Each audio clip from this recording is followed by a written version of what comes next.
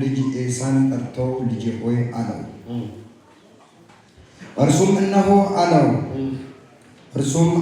እነሆ እኔ አረጀሁ፣ የሚሞትበትም ቀን አላውቅም።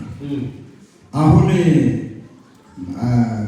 መዳኛን የፍልስጤምን አፎትና ቀስትን ውሰድ፣ ወደ ምድረ በዳም ይውጣ፣ አድንም። ሳልሞት ነፍሴ እንድትባርክ የጣፈጠው መብል እኔ እንደሚወደው አዘጋጅተህ ይበላው ዘንድ አምጣልኝ። ርብቃም ይስሐቅን ለልጁ ለዔሳው ሲነግር ትሰማ ነበር። ኤሳም አድኖ ሊያመጣ ወደ ምድረ በዳ ሄደ። ርብቃም ልጁን ያዕቆብን እንዲህ አለችው፣ እነሆ አባቴ ለወንድሜ ለዔሳው አድነህ አምጣልኝ፣ ሳልሞት በልቼ በእግዚአብሔር ፊት እንዲባርክ የጣፈጠውን መብል አድርግልኝ ብሎ ሲናገር ሰማሁ። ሊቀጥል ግን መጽሐፍ ቅዱስ ላይ ቃላቶቹ እየተለዋወጡ ነው። ከመጽሐፍ ቅዱስ ላይ ይስሐቅም ሸምግሎ ዓይኖቹ ከማየት በፈዘዙ ጊዜ ታላቁ ልጅ ኤሳን ጠርቶ ልጄ ሆይ አለ። እርሱም እነሆ አለ። እርሱም አለው እኔ አረጀሁ፣ የሚሞትበትን ቀን አላውቅም።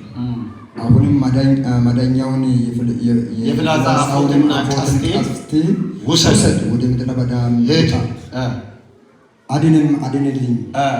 ሳልሞትም ነፍሴ እንድትባረክ የጣፈጠውን መብል እኔ እንደምወደው አዘጋጅተህ ይበላው ዘንድ አምጣልኝ።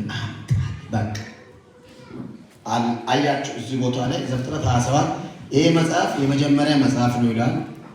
በአጻጻፍ ነው በመጽሐፍ ቅዱስ ውስጥ በምናየው መንገድ ነው የመጀመሪያ መጽሐፍ። ግን መጽሐፉ ከዘፍጥረት ምዕራፍ 1 እስከ ምዕራፍ 11 ድረስ ስለ ፍጥረታት ከ11 ጀምሮ ስለ ታላላቅ አባቶች፣ ስለ ቃል ኪዳን አባቶች እስከ 26 ድረስ ስለ አብርሃም ቤተሰብ፣ ስለ ይስሐቅ ይናገራል። ግን ይሄ ሰው የአብርሃም ልጅ ነው።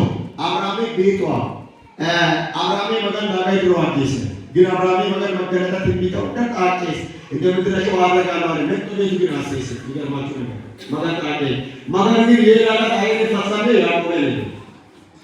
ያዕቆብ አይቤቱ በአያት ነው የተፈጸመው። ቤቱ በአብርሃም ልጅ ነው የተፈጸመው ያዕቆብ ማለት የስሙ ትርጉም በመጽሐፍ ቅዱሳዊ ኮንቴክስት ተረከ ያዥ ሳይሆን ማነው ነው። ግን